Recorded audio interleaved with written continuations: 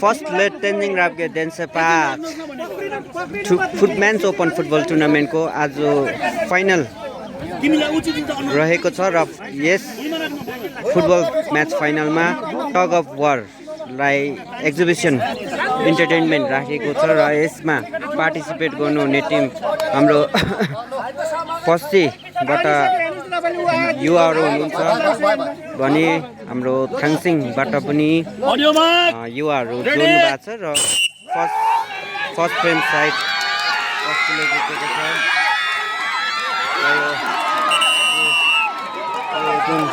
Second frame थाङसिङले थाङसिङ हारिएको छ र यसमा पश्चिमले जितेको छ। त्यस्तै पाराले अब यो फाइनल डिसाइडिङ हुन गइरहेको छ र यस म्याचमा दुवै टिममा 10-जनालाई राखिएको छ र हाम्रो अफिसियल रेफरी मदन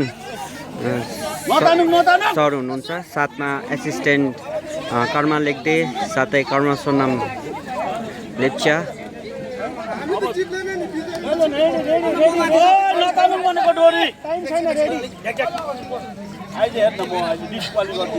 र जो राम्रो प्रस्तुति उहाँहरूले देखाउनुहुन्छ, यो बलको खेल हो।